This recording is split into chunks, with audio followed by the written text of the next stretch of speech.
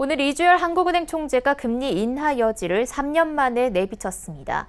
우리 반도체 경기도 여전히 좋지 않고 미중 무역 분쟁이 무기한 연장되는 데 따른 결정이라는 분석이 지배적인데요. 지난주까지만 해도 금리 인하에 대해 배타적인 입장이었던 이주열 총재가 갑자기 온도차를 보이게 된 배경과 앞으로 기준금리 인하 전망에 대해서 금융팀 고현정 기자와 이야기 나눠보겠습니다. 안녕하세요. 안녕하세요. 네, 고 기자, 이주열 총재의 발언 어땠는지 한번 정리 다시 해주시죠. 네, 오늘 이주열 한은 총재는 창립 69주년 기념사에서 미중 무역 분쟁과 반도체 경기 등 대외 요인이 계속해서 불확실해지면서 전개 추이와 영향을 면밀히 점검한 뒤 경제 상황 변화에 따라 적절히 대응하겠다고 말했습니다. 지난달 31일 금통위 당시에 금리 인하 소수 의견이 나왔음에도 그 소수 의견은 소수 의견일 뿐이라며 기준금리 인하로 아직 대응할 상황은 아니라고 선을 그었던 것과는 확연한 온도 차이를 보였습니다. 네, 12일 만에 입장이 바뀌게 된 건데요. 이 총재의 발언이 얼마 전 제롬 파월 미 연준 의장의 발언과 좀 닮았다라는 느낌이 드는데요. 네, 파월 의장은 지난 4일 시카고 연설에서 미중 무역 분쟁이 미국의 경제 전망에 미치는 영향을 면밀하게 주시하고 있다며 경기 확장 국면이 유지되도록 적절히 대응하겠다고 말했습니다. 결국 미 연준의 움직임에 따라 한은도 기준금리 인하 쪽으로 가닥을 잡은 것으로 볼 수 있는데요. 이처럼 미국을 포함해 중국과 유럽 등 전 세계적으로 통화 완화 기조가 확산되면서 한은도 금리 인하에 대한 부담을 덜었다는 분석입니다.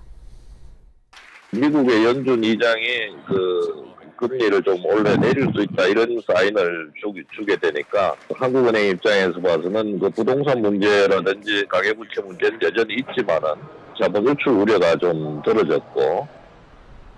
네, 한국은행은 기존에 조만간에 우리 반도체 경기가 회복이 되고 하반기에는 경기가 나아질 것이다 이렇게 내다봤는데 지금 금리 인하 쪽으로 이렇게 기울게 된 원인은 아무래도 우리나라 경제 지표가 나빠져서가 아닐까요?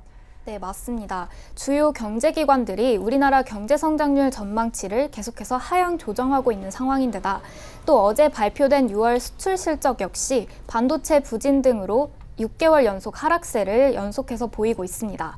또 오는 7월에 나오게 되는 2분기 경제성장률 역시 좋지 않을 것이라는 분석이 우세한데요.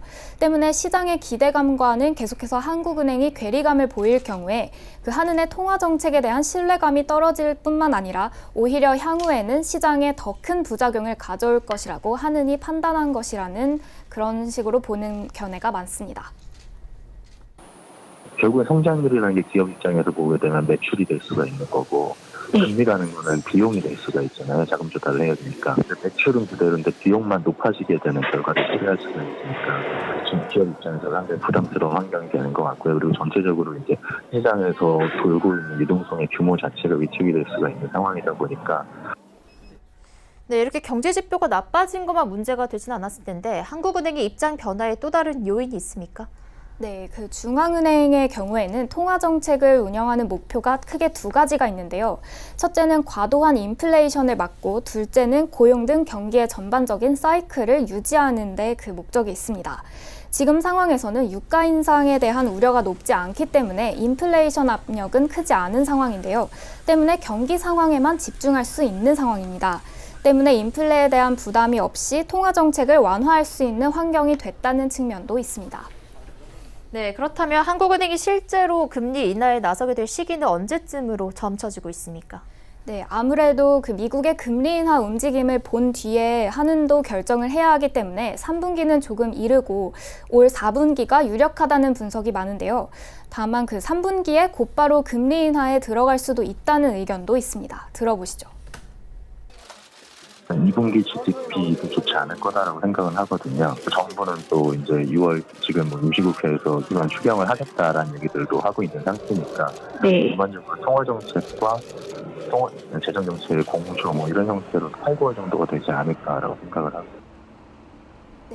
또 단기적으로는 당장 다음 주로 잡혀있는 미국의 연준회의가 한국은행의 금리 인하 향방의 분수령이 될 것이라는 분석도 나옵니다. 미 연준의 메시지가 한국은행의 금리 인하 속도와 폭을 결정하는 데 큰 영향을 미칠 것이라는 분석입니다. 네, 이 물가 안정이 최대 목표인 한국은행도 이렇게 경기 둔화 우려에 나서면서 금리 인하를 시사를 하고 있는데 정작 국회는 당파 정쟁으로 우리 경기 회복을 위한 이 추가 경정 예산안 통과를 나몰라라 하고 있는 상황이 좀 답답하게 느껴집니다. 고현정 기자였습니다. 감사합니다. 감사합니다.